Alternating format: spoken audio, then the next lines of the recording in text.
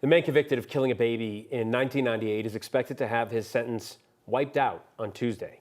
Thanks for joining us at 5. I'm Phil Lipoff. And I'm Kim Christensen. Stephen Martinez is serving life without parole for what happened to 4-month-old Heather Matas.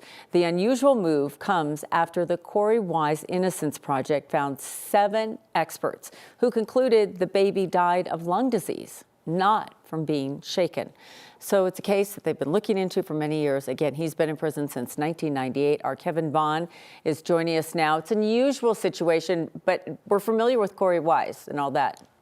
Yeah, Kim and Phil, Stephen Martinez long ago appealed this conviction. That appeal went all the way through the Court of Appeals, all the way to the Colorado Supreme Court, and ultimately the jury's guilty verdict stood and his life sentence stood. But now there are new questions about the death of this little girl, and the Corey Wise Innocence Project has experts who are ready to testify that she died of a lung disease, not from being shaken.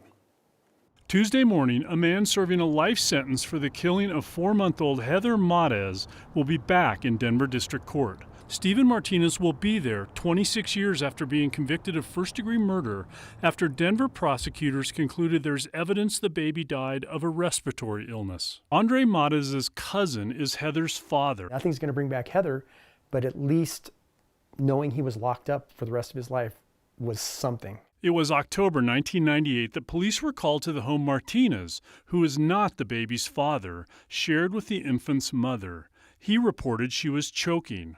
According to court documents, officers found bloody sheets in a washing machine, and doctors discovered 2 skull fractures and a brain injury. Tuesday's court docket lists a Rule 35 hearing for Martinez.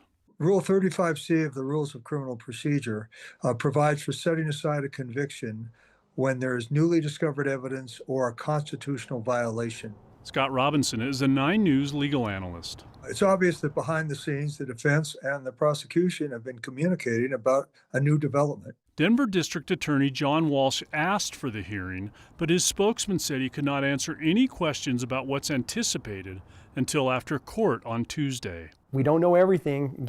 We're just being told that he's up for a motion right now. Family members will be there. She'd be 27 years old today. And just thinking about what could have been is, that kind of drives you a little, crazy and sad.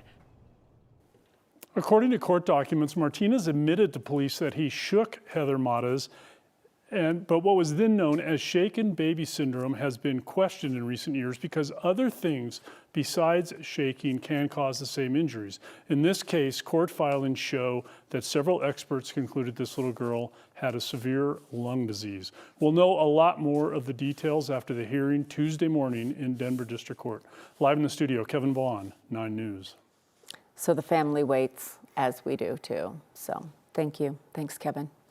We are continuing to follow breaking news we brought to you in the last hour. The evacuation orders for people living east of Wellington have been lifted. Crews are still working to put out what's left of a vegetation grass fire that's burning. Sky 9 flew over this area before. It's called the 64 fire. That's why they called it, because it's near County Road that way. Still no word as to how big that fire actually got. You could see a good part of the area burned, and there was a lot of smoke in that area as well. Right now, parts of the state are preparing for strong winds and more dry conditions. Xcel Energy says it may do more power safety shutoffs this week to lower the risk of wildfire.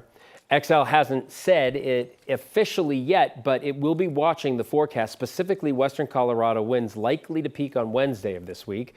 That's an area Xcel might target for shutoffs, it tells us. We will continue to follow this warning and update you as soon as we learn anything else. Chief Weather Impacting Meteorologist Kathy Sabin is joining us now with a closer look at the weather concerns that you have right now for these conditions. Yep, elevated fire danger, something that we'll be talking about tomorrow and Wednesday, and especially over western Colorado, where those gusts could exceed 40 miles per hour. We do have a big ridge of high pressure over the top and a trough off to the west, and as that trough moves in and the ridge shifts, we're going to see that gradient increase just a bit. We're seeing above average temperatures, and that means rapid snow melt in the high country. So at some point, we're going to be talking about rapid river rise, streams, creeks, and the like, people trying to have fun on the water.